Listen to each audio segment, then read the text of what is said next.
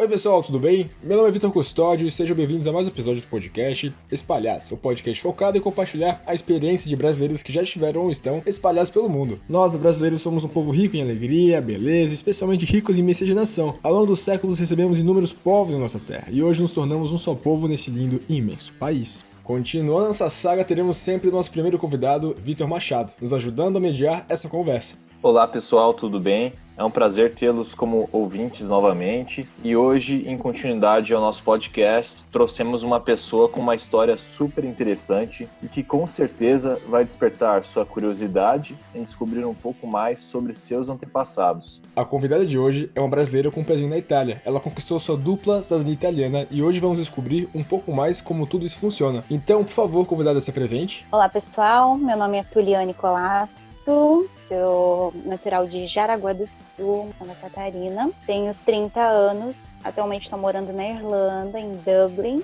Vim para cá em setembro de 2018. Aí estou até o momento.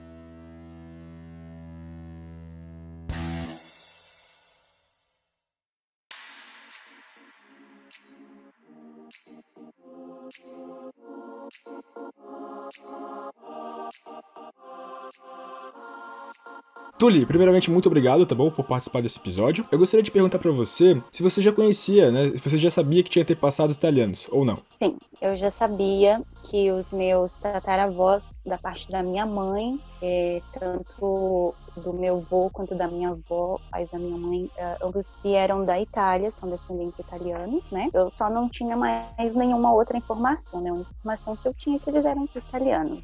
Muito interessante, Tuli. O que te motivou a buscar seu direito à dupla cidadania? Então, quando eu vim para Irlanda, é claro que quando a gente vem para cá como intercambista, né, temos certas limitações porque somos estrangeiros, então não temos os mesmos direitos dos europeus, obviamente. Quando eu comecei a pensar no assunto cidadania, foi pela qualidade de vida aqui na Europa, de fato, né? Eu nunca tive esse desejo anteriormente. É porque, a princípio, eu acredito que é porque eu não me via morando fora do Brasil há pouco tempo atrás. Foi uma decisão de 2 anos atrás. Desde então que eu venho pensando nessa situação da cidadania como uma opção. Porém, eu cheguei a fazer uma pesquisa com os parentes, com uma irmã do meu falecido avô, porque o meu avô ele é falecido já, pai da minha mãe. Eu fiz algumas perguntas em relação à família deles e eles não tinham muitas informações, não tinham muitos documentos, não sabia a cidade onde o meu trisavô nasceu, enfim, eu teria que começar do zero, ninguém da minha família tinha pensado em fazer o processo de cidadania até então. Quando eu vim pra cá, eu tinha esse desejo sim, mas eu tava descrente que era possível, pra falar bem a verdade, sabe? Os meus amigos que já moram aqui começaram a me motivar, conheci algumas pessoas que conseguiram, essas pessoas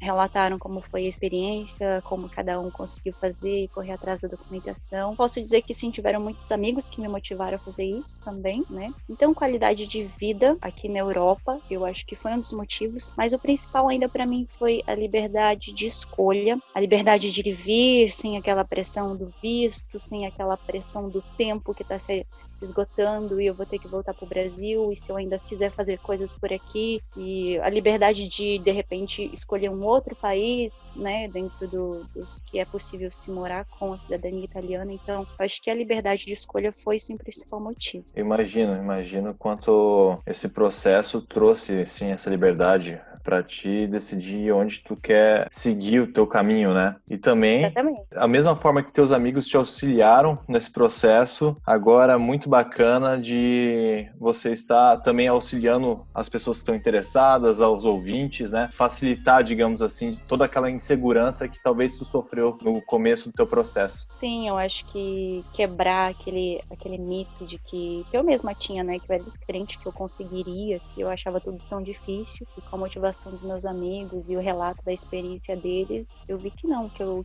poderia correr atrás e ter um ponto de partida, sabe? Eu acho que pode ser, com isso a gente pode ajudar algumas pessoas a ter esse ponto de partida para buscar atrás dos seus documentos e a sua árvore genealógica e tudo mais. É muito legal falar sobre isso, porque eu lembro da Tuli começando esse processo. Eu comecei a ver você passo a passo. Exatamente.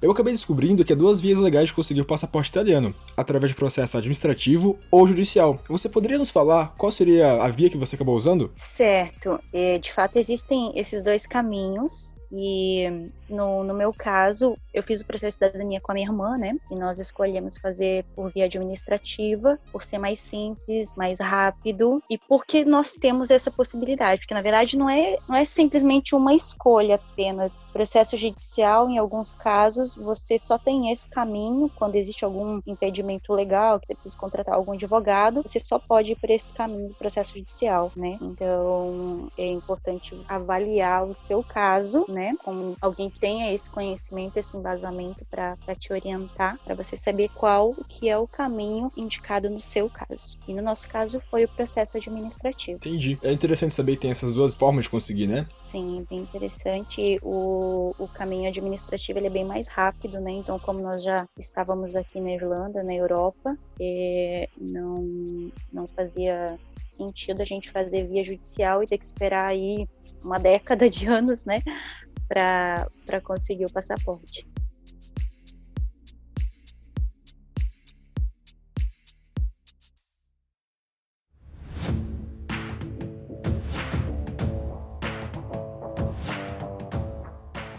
Então, Tuli, tu teria alguma informação para passar para a gente sobre o que seria o apostilamento de certidões e se esse processo ali foi muito difícil?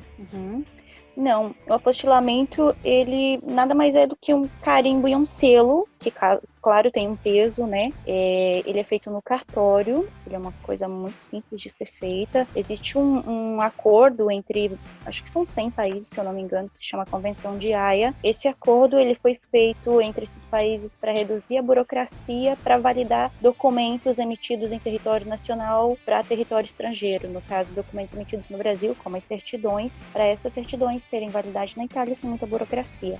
Então, nós fizemos a tradução de todas as certidões, depois enviamos esses documentos para um cartório, tanto a certidão original brasileira quanto a tradução italiana, e lá no cartório eles dão esse carimbo com esse selo, que nada mais é que o apostilamento, que valida esse documento na Itália. Túlio, eu conheço algumas pessoas que que já conseguiram o passaporte italiano, né? E sempre falam sobre a pasta, a tão famosa pasta. Essa pasta é uma pasta que reúne todas essas certidões? Olha, eu não sei te dizer se esse é um termo legal, informal ou formal. Eu acredito que a pasta é todas as certidões, todos os documentos necessários para o andamento do processo, né? E são todas as traduções para o italiano, todas as certidões originais, CNN, autenticação da CNN, que é um outro documento, a certidão do italiano também, né? Com o apostilamento lá da Itália. Eu acredito que a pasta é nada mais que o conjunto de todos esses documentos para o andamento do processo. Por acaso, um primo ou prima materna sua pode muito bem usar, né? No caso, os documentos que você já usou. Pode, até a certidão da minha avó, os documentos vão ser os mesmos. Ela só vai ter que buscar, no caso, uma prima ou um primo, as certidões dos pais e dela ou dele. E, claro,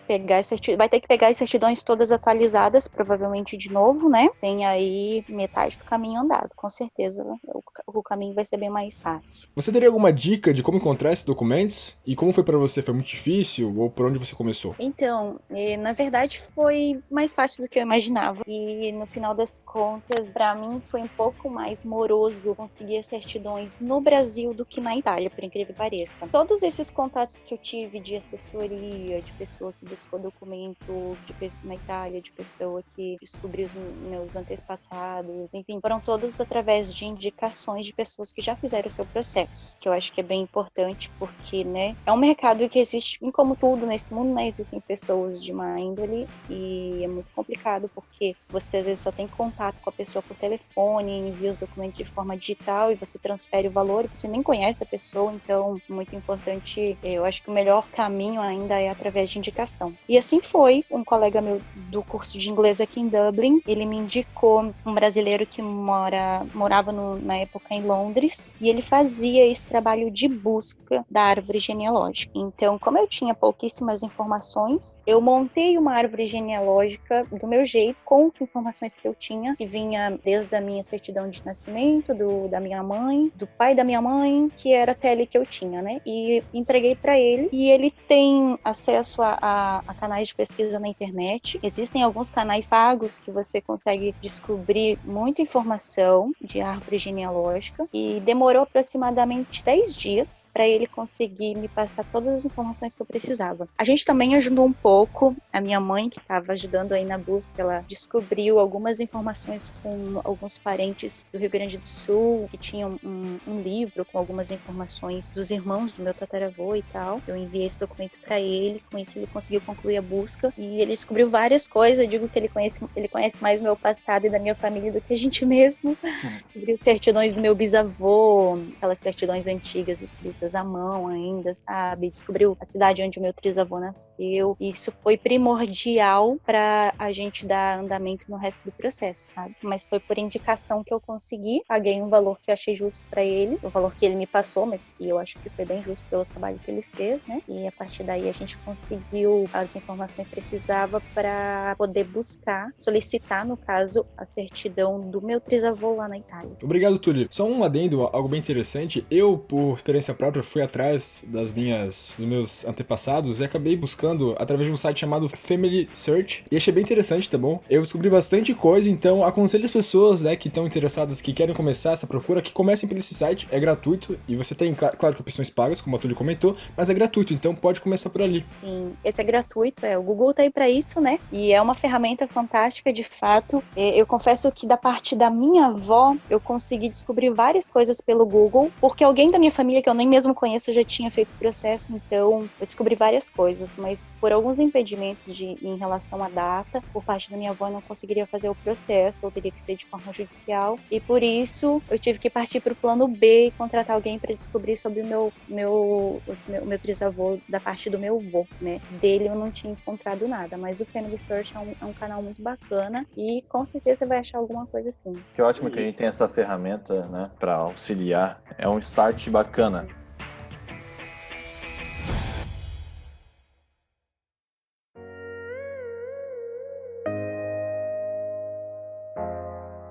Eu acabei descobrindo que a espera do processo em consulados italianos no Brasil pode demorar de 10 a 15 anos. Você acabou morando na Itália para ser mais rápido. Quanto tempo teu processo durou? Sim, quando a gente faz o processo pelo Brasil, é bem moroso, pode demorar esse tempo mesmo. Conheço pessoas que estão nessa fila de espera já há muito tempo, né? E isso foi um dos pontos também que nos motivou a fazer o processo por aqui, porque quando você faz o processo por residência, que é o processo administrativo, você precisa morar lá na Itália um tempo, obviamente, mas ele é bem mais rápido. O nosso processo em particular, ele demorou... O processo, desde o dia que nós demos entrada na residência, tem o processo de cidadania, que corre ao mesmo tempo do processo de residência. Você abre o código fiscal, como nós chamamos, é como se você pedisse um endereço, mais ou menos assim. Então você tem um contrato de aluguel no seu nome, você vai lá e registra na prefeitura esse contrato de aluguel, você diz, a partir de agora eu tô morando aqui e tal, então esse processo de residência. O processo de cidadania, ele corre junto, mas ele não vai muito pra frente, na verdade, sem o processo de residência tá concluído, né? Então nós abrimos o processo de residência e cidadania no dia 26 de setembro, a gente recebeu a notícia de que a documentação estava completa e os documentos que tinham que voltar do Brasil já tinham voltado. No dia 31 de dezembro foi nosso presente de ano novo. Então deu aí 96 dias contados e mais 2 semanas até que a gente encaminhou e ficaram prontas a carteira de identidade italiana, né? Sim. E o passaporte. A gente encaminhou e ficou pronto em 2 semanas, e daí nós voltamos. Foi então realmente bem rápido, né? 96 dias, E é bem relativo, sabe, Vitor? Porque a gente nunca pode comparar. Sim. Porque eu já ouvi de um tudo, assim, de pessoas que ficaram 30, 40, 50 dias, pessoas que ficaram 6 meses. Então, é muito particular de cada processo, de cada comune, sabe? Tem uma dica que eu diria, não compare o seu processo de ninguém, porque tem muitas variantes aí que podem influenciar no tempo, tá? Certo. Mas eu acho que a gente estava esperando uma média aí de 3 meses, né? E concluiu bem próximo do que a gente estava esperando, sim. Túlio, uma pergunta referente à sua residência lá. Vai algum órgão específico da Itália ou a polícia vai checar se você está morando naquele endereço? Existe sim. Eu não sei se é da mesma maneira em várias comunes, né? A comune tipo a prefeitura, né? Nós chamamos. A gente ficou numa cidade no norte da Itália, região do Vêneto, bem próximo ali a Veneza. E na cidade que nós ficamos, ali você tem um período de 45 dias e o vigile, que é tipo o policial, eles chamam de vigile, né? Pode passar na sua casa desde o momento que você abriu o processo de residência. 45 dias ele pode passar na sua casa, ele vai passar na sua casa e fazer uma visita para, digamos que confirmar a residência, para ver, você tá morando aqui mesmo, entendeu? Nesse período, até que o vigile passa e devolve a confirmação e tal lá para a prefeitura, para a comune, a gente tem que ficar em casa. Então esse é o período de quarentena que nós chamamos, porque ele não avisa o dia que ele vem, né? Tô na minha segunda quarentena aí, em menos de um ano, né? Ele não avisa quando ele vem, o dia ou a hora. A gente sabe que é mais ou menos em horário comercial, pode ser qualquer dia da semana, inclusive fim de semana. Então a gente fica em casa esperando a hora que ele vai aparecer, porque a gente também não vai arriscar, né? Nós estávamos lá com um objetivo, estávamos lá para isso, então a gente não ia correr o risco de não estar em casa e acabar talvez atrasando o processo todo por conta disso. Então a gente ficava em casa das 8 da manhã até umas 6:30 da tarde. Depois desse horário a gente podia ir no mercado, fazer compra, ou o que a gente precisasse fazer. Então a gente ficou 41 dias praticamente sem sair de casa. Caramba. Esperando a confirmação. Saímos ali uma, no máximo 2 vezes por semana à noite, só pra ir no mercado e voltar. 41 dias é realmente uma quarentena, né? 41 dias ali. Foi a verdadeira quarentena. Tuli, existe limite de gerações para reconhecer a cidadania? Não, na italiana não existe. Claro que cada país tem suas regras, mas na italiana não existe limite de gerações, não. Existe ali uma situação que a descendência, o filho do italiano, ele tem que ter nascido na Itália após a unificação da Itália, mas não tem limite de geração, não. A cidadania italiana ela se dá através do princípio juris sanguinis, que é o direito de sangue, né? Então todo filho de italiano, mesmo nascido fora da Itália, ele é considerado italiano.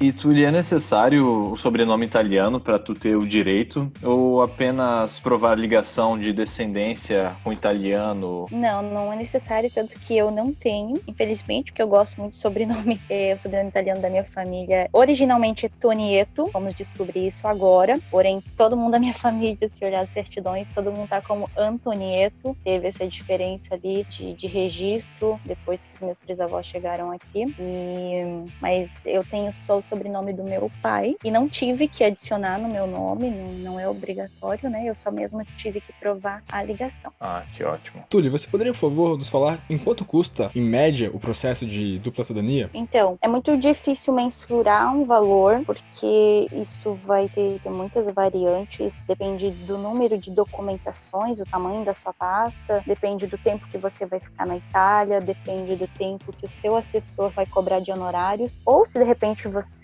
optou em fazer o processo sozinho, porque eu conheço algumas pessoas que também fizeram sozinho, então isso pode variar muito. Eu acho que o que é legal comentar aqui são os tipos de custo que você pode ter no processo, e daí vai depender do cartório da sua cidade, tem muita coisa que muda. Por exemplo, o seu assessor vai te cobrar um valor lá na Itália, e esse valor, se ele for residente na Itália, vai ser em euros, se você pegar uma assessoria no Brasil, já vai ser em reais, então já começa uma diferença por ali. Lá na Itália você vai ter que pagar a identidade e o passaporte. Eu não sei se varia os preços de identidade e passaporte de uma prefeitura para outra, mas existem esses 2 custos. Se o seu visto passar de 90 dias, que é o período de visto de turista, né? Digamos, seu processo passou desses 90 dias, desses 3 meses, você precisa fazer um documento que se chama permesso para continuar lá legalmente até que seu processo termine, já tem mais um valor aí. Aí a questão do aluguel, né? Então, Então, eu e minha irmã pegamos um apartamento só para nós duas. Tinha conta de luz, conta de água, normal como tem em qualquer outro apartamento onde você morar. Então, de repente, você vai conseguir um apartamento e dividir com outras pessoas e vai sair mais barato. Já é uma outra variante, mas tem o aluguel e as contas. E daí tem todo o custo aqui do Brasil de certidões. Então, digamos que no meu caso eu tinha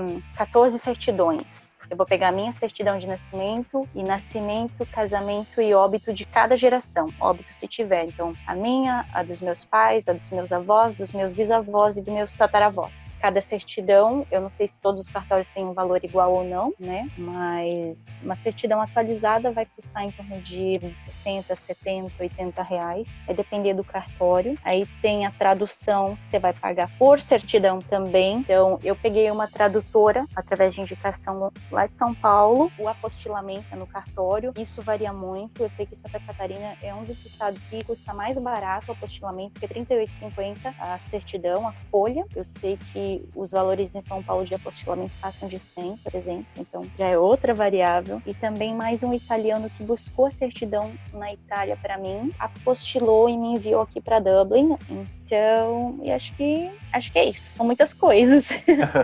Tulip, mas por cima, assim, um valor total, tu tem uma ideia que possa passar pra gente? Então, como nós tivemos despesas em euro e em reais, e aqui não cabe converter no momento, bem por cima, no geral, despesas que eu tive no Brasil, individualmente, em torno de 3 a 3.500 reais, traduções e tudo mais, e aqui na Europa, com todo o processo entre assessoria, documentos, aluguel, conta, eu incluí tudo que eu consegui lembrar, 4.500 euros, aproximadamente, mas bem aproximadamente, tá, gente? Tá ótimo, assim pelo menos a gente consegue dar um parâmetro pro pessoal que tá escutando. Obrigado. É claro que no meu caso, por exemplo, eu fui com a minha irmã, então algumas despesas a gente acabava dividindo, né? Pode variar bastante.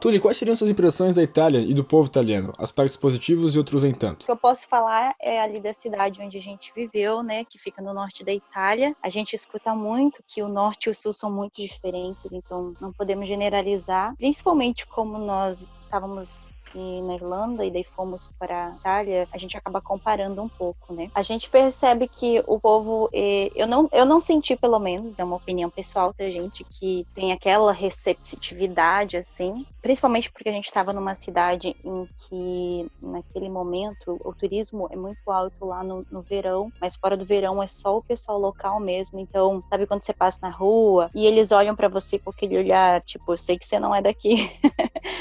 E eu não conseguia me sentir totalmente em casa, para ser bem sincera. Agora, das cidades que a gente visitou, e mesmo ali onde a gente estava morando, de forma nenhuma, nunca me senti desrespeitada ou discriminada ou alguma coisa do gênero, sabe? Eu acho que é mais o jeito deles. Às vezes eles falam alto ou falam grosso, mas eu acho que é da cultura, é do jeito de falar, do jeito de se expressar com as mãos, né? Os italianos são bem expressivos e tal. É um povo muito engraçado, um povo muito feliz, sabe? Eles têm uma energia muito legal. Eles estão sempre andando em família, conversando alto, gostam muito de cozinhar. Então, essa energia de lá, eles costumam dizer, né, que eles prezam a dolce vita, a qualidade de vida para eles é muito importante. Pro europeu em geral, mas eu acho que lá na Itália eu vi isso bem forte. E então, essa energia, essa coisa de querer viver bem, sem estresse, sabe? É uma coisa invejável para mim. Eu acho que é uma das coisas que eu mais gostei. E em questão de Itália, né, gente, a comida é maravilhosa.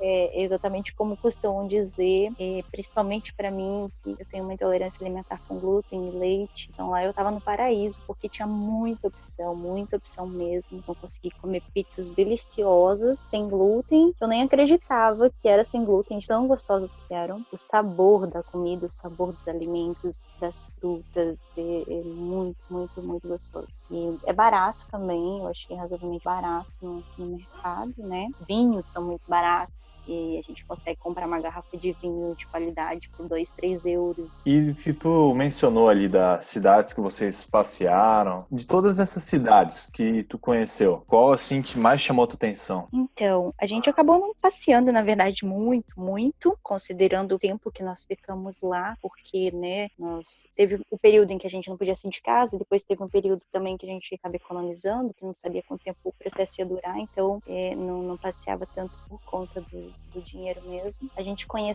teve a oportunidade de conhecer Veneza e Burano, que são 2 ilhas bem próximas, e encanta muito pela sua singularidade, sabe? É uma cidade como nenhuma outra nesse mundo, eu acredito, né? Não conheço esse mundo todo, mas eu acho que a Veneza é bem singular pela estrutura da cidade. Conhecemos Cittadella, que é a cidade que meu trisavô nasceu, a gente foi especialmente conhecer por isso, né? Conhecemos Bolonha, que é a terra da bolonhesa, da mortadela, conhecemos Padova e Verona. Cada uma tem uma particularidade que me encantou de uma forma diferente, mas eu acho que Verona foi, assim, a cidade que eu mais me apaixonei, com muita vontade de voltar. Acho que é difícil escolher, mas acho que Verona foi... Verona tem... Eu tive a oportunidade de conhecer Verona e realmente é uma cidade que tem... Eu não sei, tem um encantamento próprio, né? Tem uma vibe, algo vibrante, que realmente representa aquilo que tu falou do lema italiano, né? De uma boa qualidade de vida. Encanta de qualquer canto que você passe pela cidade, tu vê um povo italiano mais contente, feliz nas ruas. É bem bacana, realmente é algo bem bacana. Né? Verona é encantadora, eu acho que define.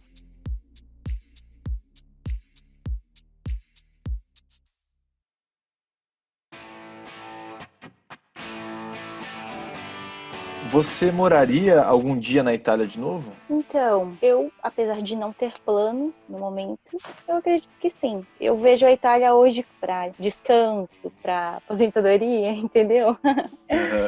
Eu vejo, no meu momento atual, da minha vida atual, eu vejo a Itália dessa forma, sabe? Certo. Eu acho que eu moraria sim, mas não no momento, principalmente pela questão de retorno financeiro e tal, entre outras coisas, né, emprego e tudo mais. Nem considerando a situação atual pós-quarentena, que nem sabemos, né? Mas eu vejo a Itália como um lugar para se descansar, para uma aposentadoria, para uma vida futura. Se é que eu vou estar por esse mundo ainda até lá, né? A gente não sabe de amanhã. Mas sim, eu viveria lá sim. Ô Tuli, a oferta de trabalho lá é menor, né? Que na Irlanda, por exemplo. E também salários, né? A oferta de trabalho eu não sei dizer muito, mas o salário mínimo é bem menor, né? Apesar de que aqui em Dublin, se a gente paga, sei lá, 400 numa vaga de beliche, 450 numa vaga de beliche, lá a gente pagava 700 num apartamento todo de 2 quartos, sabe? Mas por outro lado, o salário mínimo Irlanda e Itália, sei lá, eu acho que tá metade quase da Irlanda, sabe? Eu acho que o que me motivaria a mudar pra Itália seria o preço do vinho, né, Tuli? Meu Deus, é muito barato, né? No seu caso, olha, queijo e vinho, nossa, que ia se esbaldar, hein?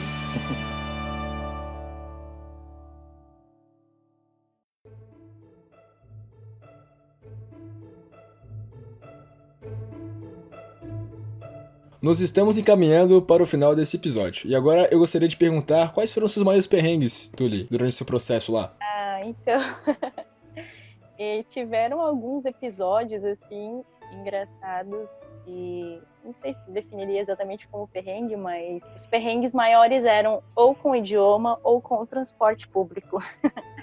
Então, quando a gente fazia algum passeio, visitava algum lugar, né, a gente tinha que pegar da nossa cidade até a outra cidade, às vezes um trem mais 2 ônibus, ou 2 ônibus e 2 trens para ir, e a mesma coisa para voltar. E aquela coisa de achar a plataforma certa, pegar o trem certo, descer na plataforma correta, o ponto de ônibus correto. Às vezes a gente não sabe se está no lado da rua correto do ponto de ônibus, e correr atrás do trem porque ele está saindo, entrar no trem e descobrir que o trem não é aquele, tem que sair, ainda é tempo de sair, né? Teve um dia que o dia que nós fomos para Verona, inclusive, que voltamos de trem, chegamos na estação e lá nós tínhamos que pegar mais 2 ônibus para voltar para casa. O primeiro ônibus atrasou 20 minutos. E com esse atraso, a gente acabou perdendo o segundo ônibus. Então, a gente foi até na rodoviária e a gente teria que pegar mais um ônibus para ir até em casa. Nós estávamos morando um pouco mais longe do centro naquela época. A gente teve que andar 5 quilômetros à noite. Eu sei que não parece muito 5 quilômetros, mas a gente tinha batido perna em Verona inteiro, o dia todo. A gente estava morta de cansada. Era 11 horas da noite, daí estava frio, tinha um vento gelado. E a gente perdeu o ônibus e teve que vir para casa com o Google Maps caminhando. Eu acho que esse foi um dos perrengues. O idioma também, porque nos lugares mais turísticos a gente se virava bem no inglês, a gente aprendeu algumas frases assim em italiano e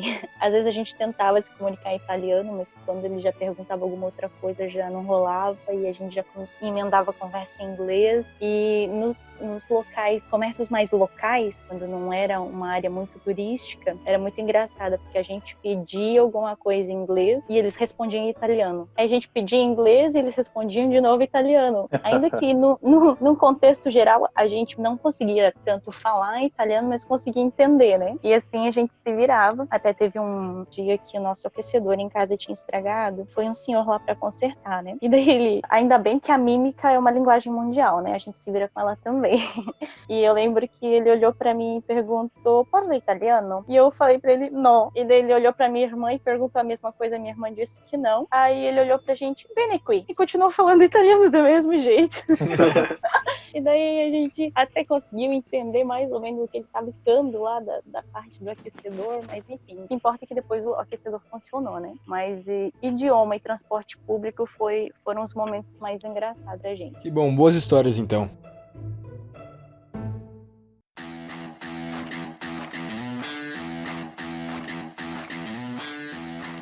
E para a gente finalizar, então, Tully, em um contexto geral sobre tua experiência, você teria alguma dica para dar para as pessoas que têm algum antepassado italiano e pretendem começar essa nova saga? Então, Vitor, eu acho que, antes de tudo, você tem que avaliar o que você quer fazer com a sua cidadania, né? Qual é o teu objetivo com ela? Porque é um investimento alto e se de repente você não almeja morar fora do país e usar isso de fato, talvez não venha ser útil para você. Então, você tem que avaliar seu objetivo. Se você tem essa vontade de morar fora, de conhecer outros países e de ter essa liberdade de ir e vir com alguns direitos iguais aos dos europeus, e se você tem um antepassado italiano, eu diria não desista. Não pense que é difícil, que não vai dar certo, que eu tinha todas essas crenças e a gente conseguiu, desde o primeiro dia em que a gente entrou em contato pela primeira vez com o assessor, até o dia que a gente estava com o passaporte na mão, isso foi um período de mais ou menos 9 meses, então foi menos de um ano, eu acho que foi muito rápido, sabe? E aqui na Europa com certeza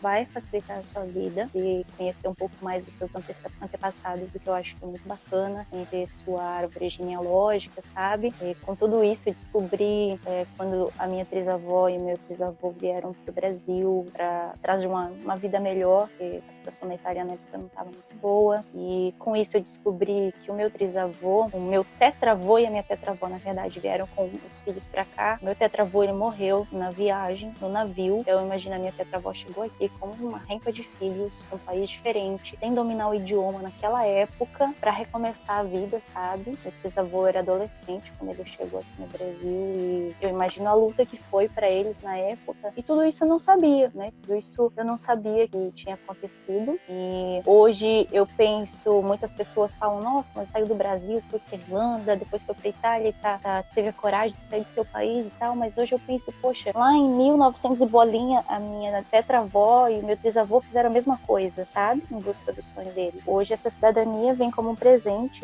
eu encaro como um presente para mim. Tô tentando fazer bom uso dela, tô começando a colher os frutos agora, né? Acho que se você tem esse sonho, não desista, porque ele é sim possível. Então, eu gostaria de agradecer imensamente a presença e o tempo da Tully nesse episódio. Espero que todos tenham gostado. E se tem alguma curiosidade, dúvida ou mesmo um feedback, você pode estar contactando através do nosso direct no Instagram Podcast Espalhados ou através do nosso e-mail contatoespalhados@gmail.com. Obrigada, pessoal, e Vitor, sucesso para vocês. Obrigado, Tully. Tchau, pessoal. Tchau, tchau.